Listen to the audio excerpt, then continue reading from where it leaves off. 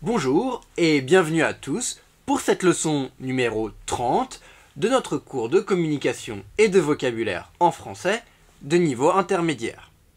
Le thème de cette leçon 30, qui sera donc également le thème de la leçon 30 du manuel de communication, s'intitule « Inviter ou remettre une invitation ».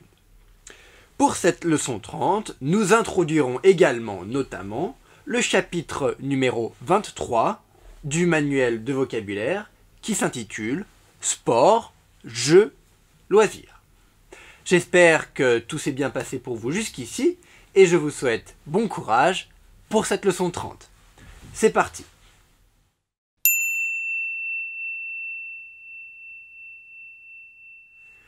Transpirer. En français, le verbe transpirer, on dit que l'on transpire généralement lorsqu'on fait un effort physique. Lorsque l'on transpire, eh bien, on a de la sueur qui coule de notre corps. On fait du sport, par exemple, on va donc transpirer. Il y a de l'eau qui va sortir de notre corps pendant que l'on fait donc un effort physique, pendant que l'on fait du sport. On dit donc en français faire du sport. On peut également dire pratiquer un sport. Le verbe pratiquer en français signifie en général faire, s'entraîner à faire quelque chose. Si je dis je pratique un sport, cela généralement veut dire que je m'entraîne à faire un sport de manière assez régulière. Lorsque l'on pratique un sport, lorsque l'on fait du sport en général, on peut choisir de faire par exemple un sport collectif. Un sport collectif, c'est un sport, donc comme son nom l'indique, collectif avec d'autres gens. Il y aura donc plusieurs personnes, plusieurs individus qui vont pratiquer ce sport, qui vont faire ce sport ensemble, en général, donc dans une équipe. Comme sport collectif, on peut par exemple citer le football, le rugby, le basketball ou encore par exemple le hockey sur glace. Ces 4 sports sont des exemples de sports collectifs. A l'inverse, on a les sports individuels ou le sport individuel. Sport individuel, c'est un sport que l'on pratique tout seul. Alors pour vous donner des exemples, évidemment, de sports individuels, on pourrait citer le squash, par exemple, ou encore le badminton, ou encore la natation. On pourrait également citer la course à pied, ou même encore le tennis. Comme autre exemple de sport individuel, on peut également citer le cyclisme. Le cyclisme, c'est lorsque l'on fait du vélo, évidemment. Alors, puisque l'on était en train de parler de tennis, juste avant cela, eh bien, il faut savoir que on pratique le tennis sur un court de tennis. On va jouer au tennis sur un court de tennis. Et lorsque l'on va jouer au tennis avec quelqu'un, eh bien, on dit que l'on fait un match de tennis ou alors que l'on fait une partie de tennis. On peut utiliser les deux termes, match ou partie. Lorsque l'on va simplement s'amuser, que l'on ne joue pas au tennis de manière très sérieuse, que l'on ne fait pas vraiment une compétition, que l'on va simplement faire du tennis avec quelqu'un pour faire un peu de sport, pour transpirer un peu, eh bien on peut dire que l'on va taper des balles. On va taper des balles, c'est-à-dire que l'on va aller taper avec sa raquette, une raquette de tennis, eh bien on va aller taper des balles donc pour s'entraîner, pour pratiquer un petit peu, mais sans être très sérieux. Dis donc taper des balles. Volontiers. En français, lorsque l'on dit volontiers, eh bien cela signifie avec plaisir. Par exemple, si vous me proposez d'aller faire un match ou une partie de tennis avec vous et que j'ai très envie d'aller effectivement jouer avec vous au tennis, eh bien je peux vous répondre volontiers. Voulez-vous aller jouer au tennis? Oui, volontiers. Volontiers, c'est-à-dire avec plaisir, ça me ferait vraiment plaisir d'aller jouer avec vous. Hein. Oui, donc, volontiers. Remettre quelque chose à plus tard. Lorsque l'on dit que l'on remet quelque chose à plus tard, cela signifie que l'on retarde ou que l'on dit que l'on va refaire quelque chose plus tard, plutôt que de le faire maintenant. On ne peut pas le faire maintenant, on remet cette chose à plus tard. Alors, on avait vu dans les leçons précédentes, hein, lorsque l'on a fait quelque chose, que cette chose nous a plu et que l'on a envie de la refaire, eh bien on peut dire que l'on va remettre ça. Eh bien ici, le sens est presque similaire, mais il est un peu différent, car on dit donc remettre quelque chose à plus tard, donc, parce qu'on ne peut pas le faire maintenant. Ce n'est pas exactement refaire quelque chose, mais c'est plutôt faire quelque chose plus tard. Remettre quelque chose à plus tard. De la même manière, on peut dire repousser quelque chose. Lorsque l'on repousse un événement, lorsque l'on repousse quelque chose, eh bien cela signifie que l'on remet cette chose à plus tard, que l'on fera cette chose plus tard. Hein. Remettre à plus tard ou repousser.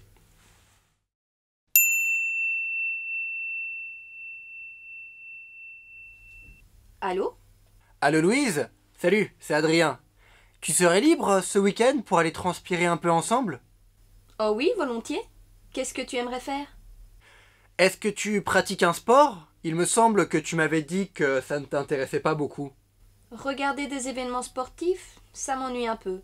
Mais pratiquer, ça ne me dérange pas du tout. Ah, ok. Et tu pratiques quoi comme sport alors?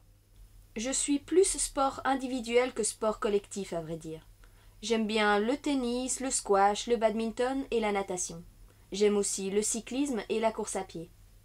Il y a un cours de tennis pas loin de chez moi. Ça te dirait d'aller taper des balles samedi après-midi? Oui, ça me ferait très plaisir. Parfait. Rendez-vous chez moi samedi à 13 h. Ça te va? Ça roule. Oui, Adrien, c'est encore moi.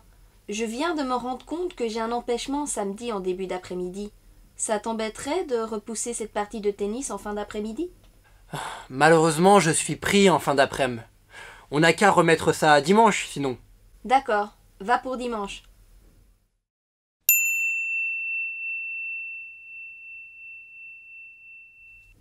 Allô? Allô Louise? Salut, c'est Adrien. Tu serais libre ce week-end pour aller transpirer un peu ensemble? Oh oui, volontiers.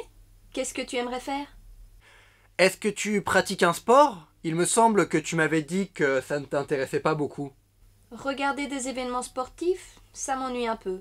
Mais pratiquer, ça ne me dérange pas du tout. Dans ce dialogue numéro 1 de cette leçon numéro 30, Adrien donne un coup de téléphone, un coup de fil, il appelle donc Louise pour lui proposer d'aller faire un peu de sport ce week-end. Adrien appelle Louise donc et il lui dit donc allô Louise, est-ce que tu serais libre? Est-ce que tu serais libre? Il utilise le conditionnel ici. Est-ce que tu serais libre donc pour faire quelque chose, hein? Il peut utiliser le conditionnel.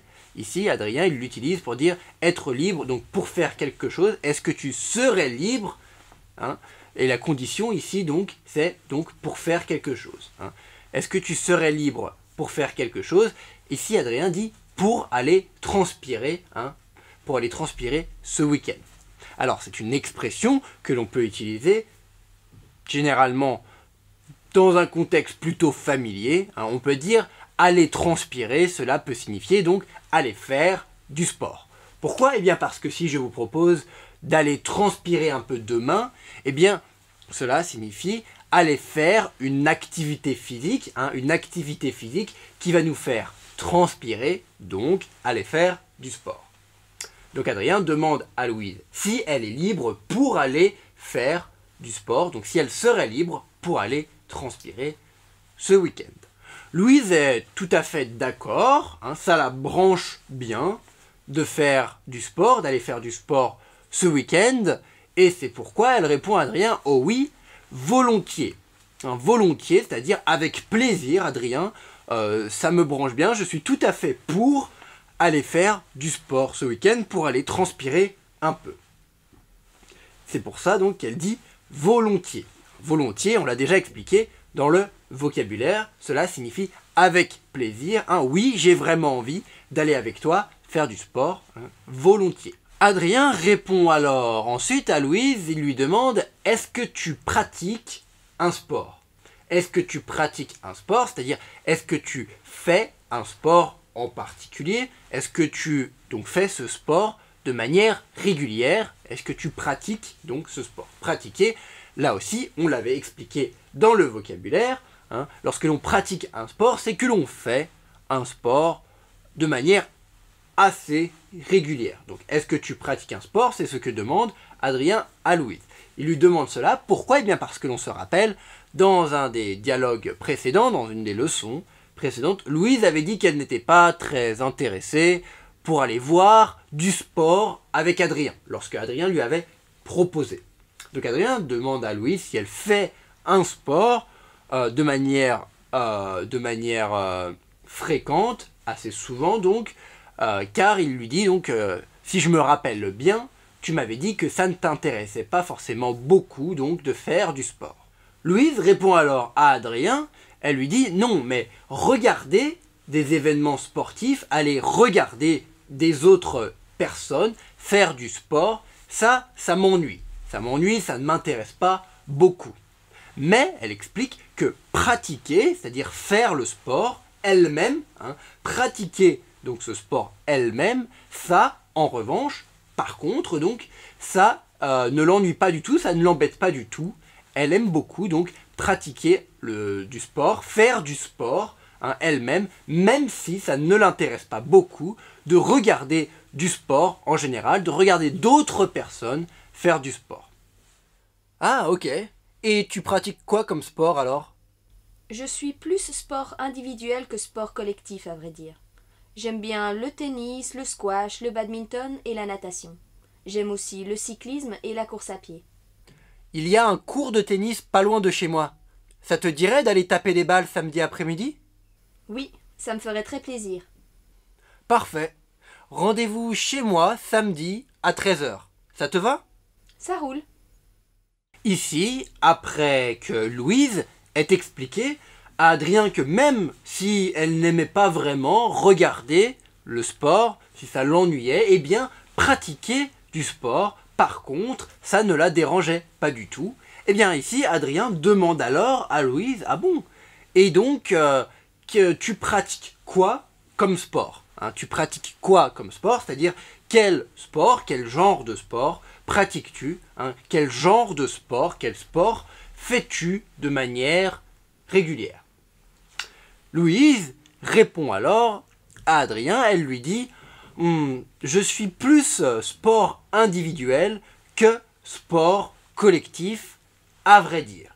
À vrai dire, on l'a déjà vu plusieurs fois, lorsque l'on dit à vrai dire, c'est pour dire, en fait, pour dire la vérité, pour être franchement, à vrai dire, donc, je suis plus sport individuel que sport collectif, c'est-à-dire, je préfère les sports individuels que les sports collectifs. Je suis plus quelque chose que quelque chose, c'est-à-dire, je préfère plus cette chose que celle-ci. Donc, c'est ce que Louise répond à Adrien. Louise, ensuite, alors, cite l'ensemble des sports individuels, donc, qu'elle apprécie particulièrement.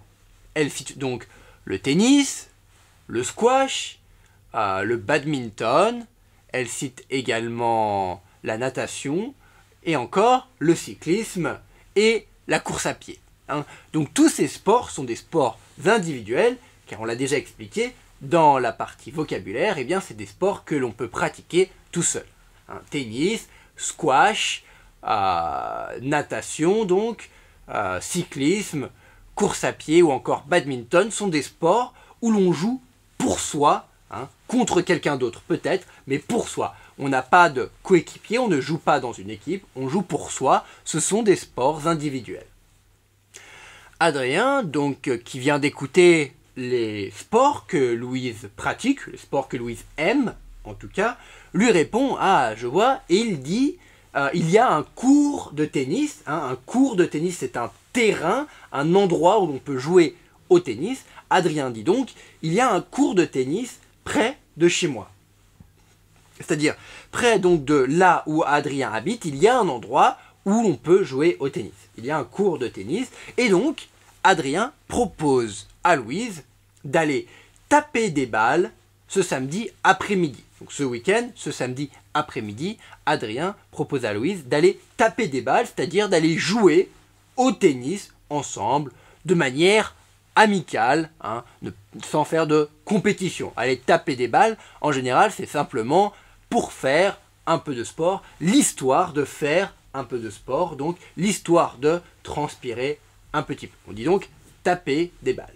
Louise répond alors oui, ça me ferait très plaisir. Ça me ferait très plaisir donc d'aller taper des balles avec toi sur ce cours de tennis. Ça me ferait très plaisir, ou ça me ferait vraiment plaisir. Louise aurait également pu dire, évidemment, oui, volontiers. Volontiers, ça me ferait vraiment plaisir, ça me ferait très plaisir donc d'aller jouer un peu au tennis, d'aller taper des balles avec toi. Adrien répond alors ensuite à Louise, parfait, dans ce cas donc, rendez-vous samedi à 13 h ou à 1 h de l'après-midi. Rendez-vous, c'est-à-dire on se donne rendez-vous, on se voit samedi à 13 h donc pour faire cette partie de tennis.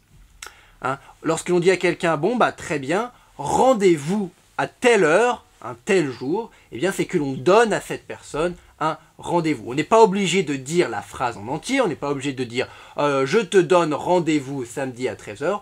On peut simplement dire rendez-vous samedi à 13 h pour dire à quelqu'un que l'on donne à cette personne un rendez-vous pour donc ce samedi à 13 h à 1 h de l'après-midi.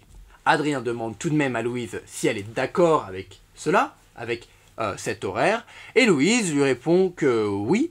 Adrien lui demande ça te va? Louise lui répond que oui, elle dit ça roule. Ça roule, on l'a déjà vu, lorsque quelque chose roule, c'est quelque chose est bon, quelque chose marche, il n'y a pas de problème, ça roule, on se voit donc ce samedi à 13 h. Oui, Adrien, c'est encore moi. Je viens de me rendre compte que j'ai un empêchement samedi en début d'après-midi. Ça t'embêterait de repousser cette partie de tennis en fin d'après-midi? Malheureusement, je suis pris en fin d'après-midi. On n'a qu'à remettre ça à dimanche, sinon. D'accord, va pour dimanche. Ici, après que Louise et Adrien se soient mis d'accord tous les deux sur un horaire pour ce samedi, pour ce week-end, pour aller ensemble taper des balles, jouer un peu au tennis, donc pour aller transpirer, faire du sport, eh bien Louise rappelle Adrien pour lui annoncer que malheureusement, eh bien, elle ne peut pas venir. Elle l'appelle et elle lui dit donc oui Adrien, je viens de me rendre compte, je viens de réaliser, je viens donc de me rendre compte que j'ai un empêchement ce samedi en début d'après-midi. Louise a un empêchement, alors on se rappelle, un empêchement, on l'a déjà vu dans les leçons précédentes, un empêchement c'est quelque chose qui nous empêche de faire quelque chose d'autre. Ici donc, Louise a quelque chose qui l'empêche d'aller taper des balles avec Adrien comme c'était prévu. Elle a un empêchement, elle ne pourra donc pas aller jouer au tennis avec Adrien en début d'après-midi, donc vers 13 h ce samedi. Elle demande alors à Adrien, écoute Adrien, ça t'embêterait de repousser cette partie de tennis en fin d'après-midi? C'est la question qu'elle pose à Adrien. Alors elle utilise donc la tournure ça t'embêterait, elle utilise le conditionnel et le verbe embêter, ça t'embêterait, ça t'ennuierait. Donc c'est une façon, on l'a vu dans un contexte familier, de demander un service à quelqu'un. Adrien, s'il te plaît, donc, est-ce qu'on pourrait repousser cette partie de tennis? Ça t'embêterait de repousser cette partie de tennis? C'est ce que demande ici Louise à Adrien. Repousser, on l'a vu évidemment dans le vocabulaire, repousser quelque chose, c'est-à-dire retarder, retarder donc cette partie de tennis à plus tard, en fin d'après-midi, donc ce samedi. Repousser, c'est-à-dire organiser cette partie de tennis avec Adrien plus tard. Là, repousser. Une partie, on l'a dit, une partie de tennis, un match de tennis, c'est plus ou moins la même chose. C'est lorsque deux personnes jouent l'une contre l'autre, on peut appeler cela une partie de tennis ou un match de tennis, évidemment. Adrien répond alors à Louise, « Malheureusement, je suis pris en fin d'après-midi ce samedi. » Malheureusement, je suis pris, donc je ne suis pas libre. Adrien n'est pas libre, il est pris, il est occupé, il n'est donc pas disponible en fin d'après-midi ce samedi pour pouvoir donc repousser cette partie de tennis avec Louise. Ce n'est pas possible, il ne peut pas repousser la partie de tennis car il est déjà pris en fin d'après-midi ce samedi. Il propose donc à Louise de repousser, de remettre, c'est-à-dire plutôt que de le faire samedi plutôt que de faire cette partie de tennis samedi en début d'après-midi, Adrien propose donc de la remettre, de la réorganiser, de la faire plus tôt donc ce dimanche. C'est ce que propose Adrien à Louise. Il dit donc on n'a qu'à remettre ça à dimanche. On n'a qu'à remettre cette partie de tennis à dimanche. On n'a qu'à, on l'a déjà vu plusieurs fois au long de notre cours, lorsque l'on dit on n'a qu'à faire ceci, on n'a qu'à faire cela, on n'a qu'à aller là-bas, eh bien cela signifie que tout ce que on a à faire, la chose la plus simple que l'on pourrait faire, ce serait donc d'aller là-bas, de faire ceci, etc. Donc ici, ce que dit Adrien, c'est donc le plus simple, tout ce que l'on a à faire, toi et moi, c'est simplement donc de repousser, de remettre cette partie de tennis à dimanche. Louise est d'accord, elle le dit, elle dit à Adrien d'accord, et elle ajoute « va pour dimanche ». Pareil, cette façon de parler, va pour dimanche, va pour ceci, va pour cela, eh bien c'est une façon en français de dire que l'on est d'accord avec quelque chose. On l'avait déjà vu dans des leçons précédentes, on le rappelle, donc ici, Louise dit « va pour dimanche », cela signifie « je suis d'accord avec dimanche », avec donc le fait d'organiser cette partie de tennis dimanche. Donc va pour, on l'a déjà vu, on peut le répéter, donner quelques exemples. Par exemple, si vous me proposez plusieurs vêtements, je ne suis pas forcément sûr, et vous me dites je pense que la chemise, par exemple, t'irait très bien, tu devrais l'acheter, eh bien je peux vous dire ok, va pour la chemise. Je suis d'accord, je vais donc acheter cette chemise. Va pour quelque chose.